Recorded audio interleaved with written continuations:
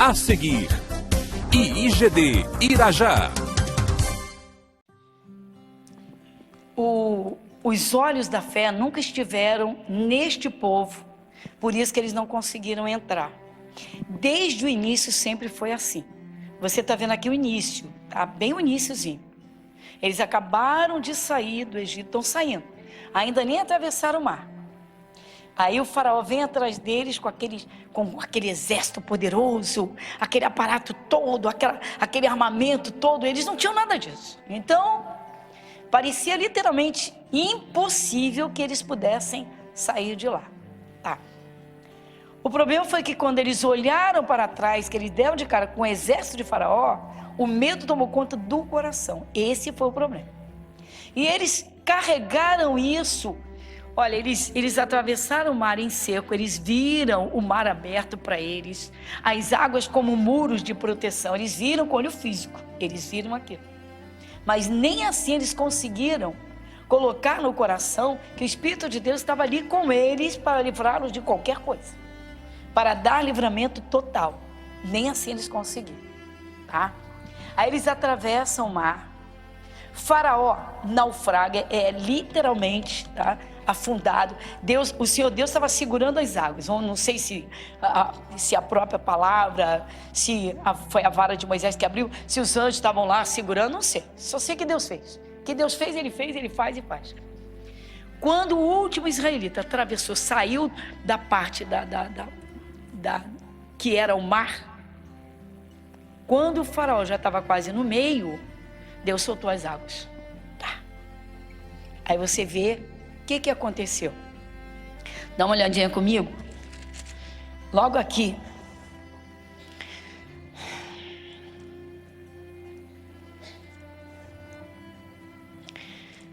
Versículo 27. Começa no 27, quando eles entram. Então Moisés estendeu a sua mão sobre o mar, e o mar retomou a sua força. Ao amanhecer, os egípcios fugiram ao seu encontro, e o Senhor derrubou os egípcios no meio do mar. Quem foi que derrubou? Muito bem, o Senhor derrubou. 28. Porque as águas tornando, cobriram os carros e os cavaleiros e todo o exército de Faraó que os haviam... Nem ainda um deles, não ficou nenhum. Quer dizer, quando o poder de Deus opera, resolve completamente. É isso que a Bíblia está mostrando? É isso? Então, aí uma senhora ficou curada, parcialmente, não ficou curada. Ficou curada, parcialmente, ou seja, Deus começou um trabalho nela. Esse é outro tipo de testemunho que nós tivemos. Alguém que já nasceu com essa hereditariedade, de uma glicose hereditária, vamos dizer assim. Aí, porque é diabética, na família, não sei o que. Tá em coma, tá no hospital. Conseguiu sair do coma, tal. Aí veio, entendeu, aprendeu, e aí começou: Jesus, o Senhor já me curou lá no Calvário. Jesus, isso vai ter que ser mal, vai ter que sair. Essa taxa tem que ser normal. E começa. Aí chegou toda feliz: pastora, pela primeira vez, minha taxa chegou a 290. Foi o quê? Misericórdia, mãe, isso é alarmante. Não, pastora, cheguei até em coma com mais de 600, 700, pastora, não tinha nem como medir mais. Falei: irmã, ainda não está normal. Pastora, eu estou curada, ainda não está normal. Pastora, eu estou... Tá, senhora, a senhora está curada, porque Jesus levou lá no Calvário. Mas a senhora tem que continuar, persevera vindo, persevera tomando posse. Porque ela era tradicional também. Disse: não, eu vou congregar, está tudo bem, já estou curado. Foi assim. Quando der a taxa dentro da normalidade, a senhora vai dar o testemunho que Jesus lhe curou. Ele curou há 2000 anos lá no Calvário. Tá. Aí murchou, ficou toda triste. Falei: eu não estou tirando a sua fé, eu só estou mostrando para a senhora. Jesus já lhe curou. Mas o poder tem que completar a obra. A senhora tem que completar a obra. Não pode deixar a obra nesse estado. E ela não entendeu. Ficou chateada. Disse que ia voltar para a igreja dela, que já queria voltar, que ele estava lá desde criança, não sei o que. A senhora pode voltar e fica à vontade. A senhora foi curada lá no Calvário, mas normal ainda não está. Tá bom. Passados uns 3 meses, voltou ela. E aí? Já estava quase 500.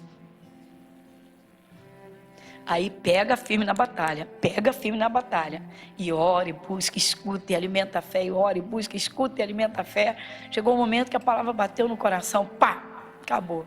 E aí? Naquele tempo não tinha esse negócio de fazer exame em casa, de medir taxa em casa, de fazer medição de nada. Vai ela e o médico leva um susto. Por quê? Porque já tinha o diagnóstico de hereditariedade, desde criança. E aí? 70 ou 70 e pouco, não chegou a 80. Meu Deus, nunca na minha... Agora só pode dizer assim, agora a obra está completa. Quantos inimigos Deus destruiu do povo de Israel? Então eu digo para os irmãos, são todos. É por isso, irmãos, que não pode parar, não pode... Ah, não, pastor, é que a alergia era muito grave, agora só tem uma coisinha. Irmãos, tem gente também que pensa assim, pastor, eu vivia no pecadão, agora é só um pecadinho. Não pode, irmãos. Não, meu irmão, tem que resolver, mas tem que perseverar. Tem que buscar. Claro que existe o equilíbrio entre o campo espiritual e o campo material. Você tem que ver a alimentação, você tem que ver o seu cuidado, porque tem gente que não cuida de nada, enfim. Deus destruiu todos. Por que eles não precisariam ter medo? Você volta no capítulo 14, onde nós estamos, e pega aqui o versículo 19. Vai comigo no 19? Quem vai? E o anjo de Deus, que ia adiante do exército de Israel, se retirou e ia atrás deles. Também a coluna de nuvem se retirou de diante deles e se pôs... Por quê, irmãos? Por que Deus saiu da frente deles se eles têm que ir em frente? Porque o perigo estava atrás. Exatamente. Deus é muito mais que a gente, irmãos. Às vezes o cristão não se prepara para enfrentar esse mundo, não ora, não medita na palavra, não enche o coração da fé no poder de Deus e se perde com o olho natural, com o olho físico. Cristão não tem que ter medo, não tem que sentir medo. É um sentimento enganoso que não pode estar no coração, porque é um inimigo feroz. Se Deus diz não, é não. O cristão tem que entender. Ah, mas é difícil, não consigo entender isso. Vai entender sim, irmãos. A Bíblia diz que o coração é enganoso. Nós temos que saber tratar o nosso coração, cuidar dele, para que nenhum sentimento enganoso, que contradiga a fé, que contradiga a pureza, ou que tente violentamente contra, venha habitar. Então, eles desde o início sempre tiveram muito medo. Isso atrapalhou bastante. Não precisaria. Você está vendo que o anjo de Deus está ali na frente deles. Por quê? Porque eles estão avançando, têm de avançar, tem que vencer, tem que derrubar os obstáculos que estiverem na frente. Mas quando Deus viu que os inimigos vinham atrás, o Espírito de Deus se retirou da frente e foi lá para trás para dizer: não vai tocar no meu povo, pode ficar aí, não vai tocar no meu povo. Aí você vê isso nesse versículo de número 20. Vamos no 20? Vamos 20? E ia entre o campo dos egípcios e o campo de Israel. E a nuvem era escuridade para aqueles, e para estes esclarecia a noite, de maneira que em toda a noite não chegou um ao outro. Está aqui. Quem cuidou disso? Deus. Então, irmãos, Deus vê o que você não vê, Deus vê o que eu não vejo. O que os nossos olhos físicos não veem, tá? O que os olhos físicos veem, você está vendo, já está. Você sabe resolver o que está diante. Mas o que o olho físico não vê? Ninguém vê a seta da doença, ninguém vê a seta com vírus, ninguém vê isso. Mas Deus vê. Deus vê as intenções de alguém para entrar no caminho de alguém, Deus vê. Mas o cristão não ora, não se prepara. Isso é a realidade, irmãos. Olha, se o cristão não vigiar, ele vive no natural de dia e de noite, irmãos. Vive no natural. É tanta correria, são tantas responsabilidades ou tantas distrações que o cristão se desliga do Espírito de Deus. A leitura diária, irmãos, a leitura diária é comida. A meditação, o cristão que medita para alimentar a sua fé com esse entendimento, sabendo que o Espírito de Deus está presente, aquela palavra de poder que Deus age, Isso é arma na tua vida, é para você, são armas espirituais. Agora o medo é o contrário. Então daí o que aconteceu? Deus viu que os inimigos vinham atrás deles e eles não tinham, irmãos, condições, eles não tinham armas, eles não tinham capacidade para guerrear com Faraó e seu povo não tinham. Era o exército de Faraó, o exército. O diabo, quando põe o exército dele para atacar uma família, meu irmão, para destruir, você vê casamentos destruídos em cadeia genealógica. Ah, porque o casamento dos meus avós foi destruído. Ah, porque o casamento dos meus pais também foi destruído. Ah, por isso que eu estou com esse... Para, meu irmão. Não tem nada a ver com você. Se eles não tiveram o entendimento da palavra, se não tiveram o Espírito de Deus para guardar, se não tiveram a obediência à palavra de Deus, foi outra história. Você tem. Então é preciso que o cristão se posicione e não aceite aquilo, meu irmão, que vem lá de trás, que não tem nada a ver com você. Ah, uma doença hereditária. Ah, porque todo mundo na família. Não, você não é todo mundo. Até porque a palavra de Deus é bem definida em relação a antes e depois de Jesus. Ah, mas a minha vida sempre foi assim, minha vida sempre foi difícil, comigo sempre foi tudo muito, muito difícil. Foi. Jesus disse, o meu jugo é suave, o meu fardo é leve. De repente, irmãos, está faltando o batismo no Espírito Santo. De repente está faltando, sabe o quê? Literalmente, boas meditações. Trabalhar dentro de si o poder de Deus. Saber que com Deus ninguém brinca. Que o Espírito de Deus está presente. Então, o anjo do Senhor, quando Deus viu, o anjo do Senhor é Jesus. Quando o Deus viu que Faraó e seu exército estava se aproximando do povo de Israel, imediatamente Deus entrou em ação. Deus entrou em ação. São várias partes das Escrituras que você contempla os olhos de Deus trabalhando sobre a terra. Os olhos do Senhor estão sobre os justos. Quem diz isso? O salmista Davi. Salmo 34 diz, os olhos do Senhor estão sobre os justos. Lá em 2 Crônicas, quando Deus vai dar uma bronca naquele rei Asa, o Senhor Deus, a Bíblia diz que os olhos do Senhor percorrem toda a terra para mostrar-se forte. Quer saber para com quem? Vai lá que vale a pena, é tremendo. Marca aqui, que nós vamos voltar aqui. E vai comigo, 2 Crônicas 16. 2 Crônicas 16, versículo 9.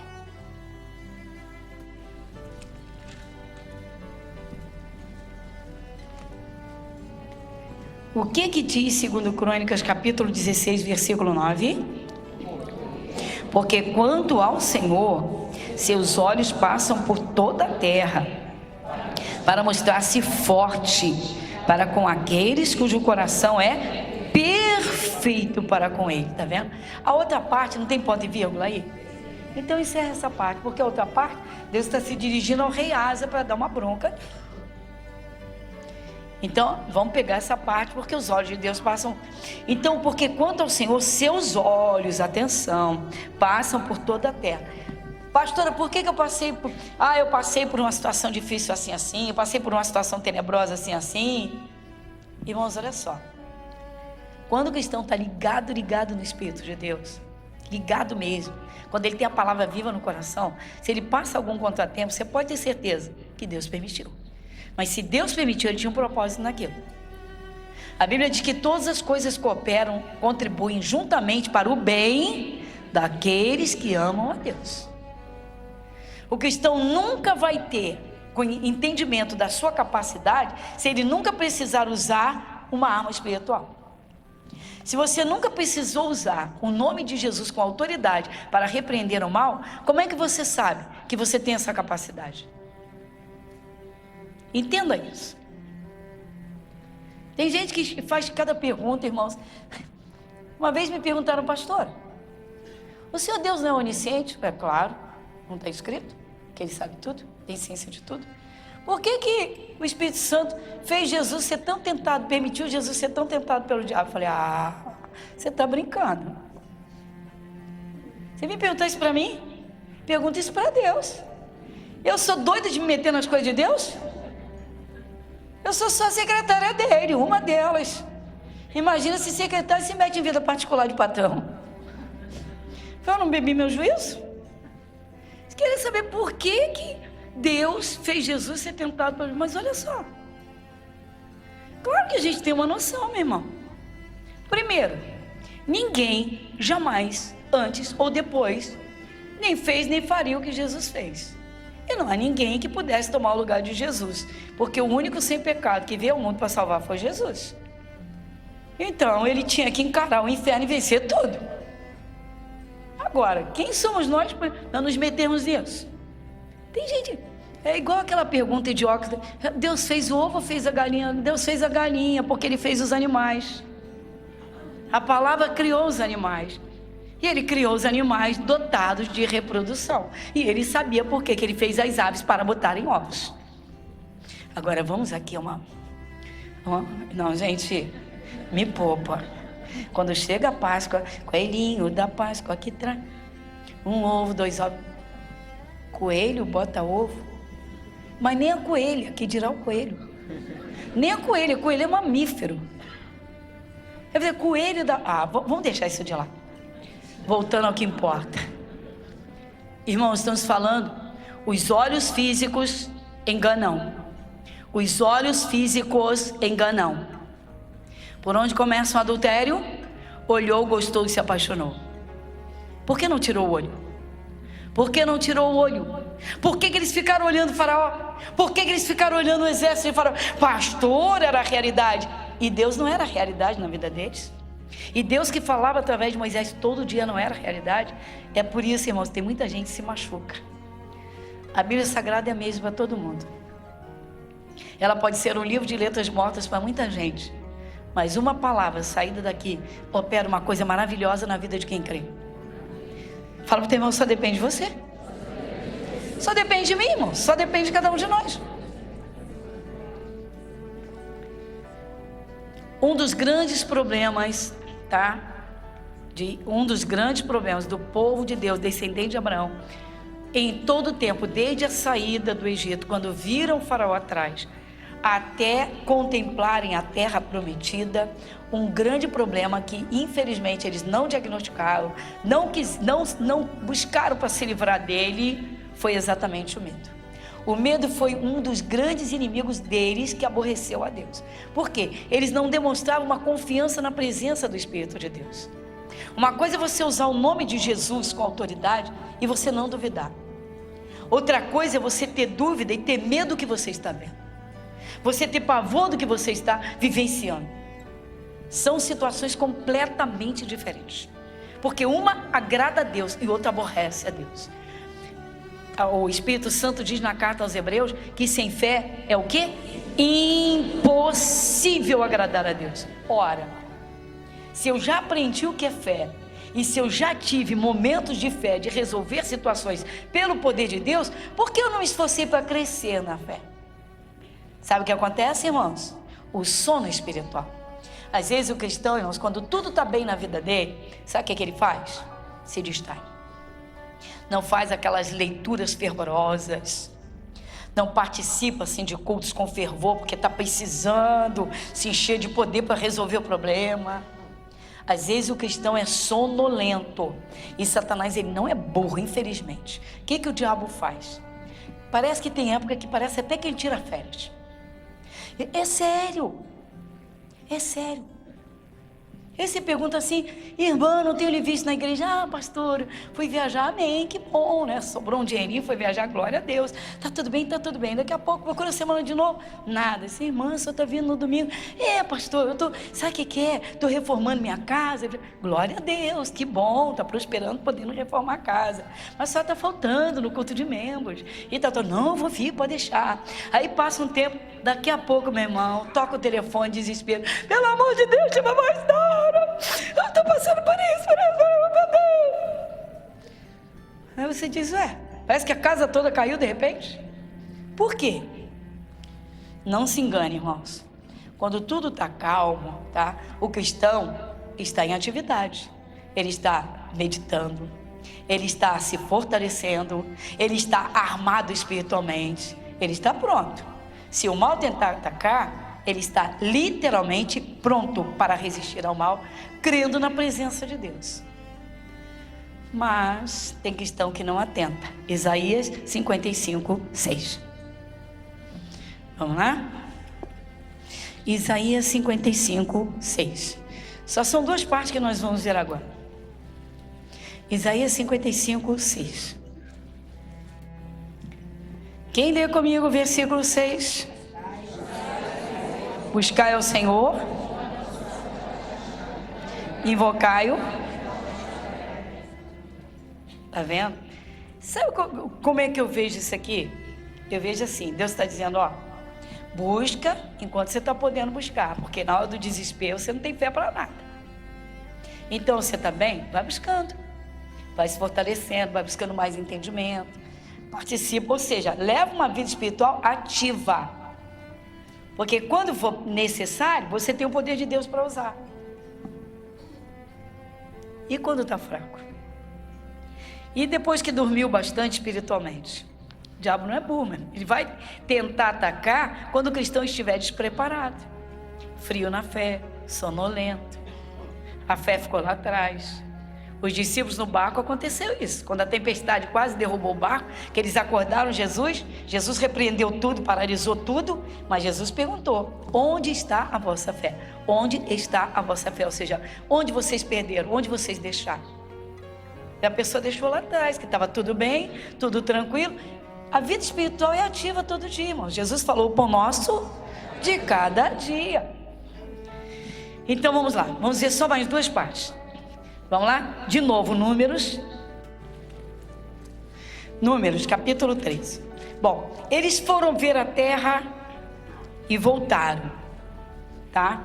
Como foi que eles voltaram? É isso que eu quero que você reveja hoje, que é o 33. Quem vai junto comigo? Também o quê? Vimos ali gigantes, filhos de Anak, descendentes dos gigantes. E éramos aos nossos olhos como gafanhotos, e assim... Olha os olhos. Você está vendo? Olhos. Olhos. Tá bom. Quer ser curado de uma doença incurável, com os olhos físicos no diagnóstico e os olhos da fé totalmente fechados? Impossível. Tem que abrir os olhos da fé e fechar os físicos. Que loucura! Pois é. A mãe da menina lá de Mato Grosso disse, pastora, no meu coração é como se todo tratamento fosse como água no corpo da minha filha. Por quê? Porque eu prefiro ficar com a palavra. Eu sei que não tinha jeito, médico, se não tinha jeito. Então, se não tem jeito, vai apenas realizar um procedimento, né? Ou seja, cumprir um protocolo por ética médica. Como é que eu vou colocar o meu coração no tratamento? Tem que colocar, ou eu coloco em Jesus para conseguir, ou eu perco tudo. Eu tenho que correr, eu tenho que crescer na fé, eu tenho que conseguir, eu vou conseguir. E conseguiu. E eu sempre digo que foi pela fé da mãe, principalmente dos pais, mas principalmente da mãe, que colocou isso dentro de si. Sempre digo. E aquele dia dos 15 anos do desenho foi o dia, literalmente, aquele foi o dia D daquela menina. Porque as duas levantaram o papel para o alto, o desenho, para dizer assim, Senhor, Jesus, só o Senhor pode fazer isso. Não é uma brincadeira. Olhos. Eu disse que são duas partes. Então vamos terminar com uma parte que nós vimos no culto anterior e vocês aqui não. Então vamos lá, 2 Coríntios 5, 7. Para terminar. 2 Coríntios 5, 7. Quem vai comigo? Tá? 2 Coríntios, quase no final lá atrás. Vamos juntos? Em nome de Jesus? Vamos, gente. 2 Coríntios, capítulo 5, versículo 7. Porque, vamos juntos. Porque andamos por fé. Eita. Forte, né? Tá vendo?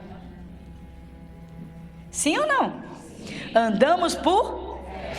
olha assim, olha para mim. Olha para mim. A fé é dentro do coração. Certeza? Pensamento firme. Mas a fé é aqui. Então bate assim no seu peito. Diga assim, meus olhos estão aqui. Os olhos da fé.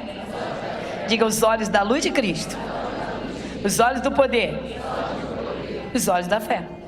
Pronto. Só isso.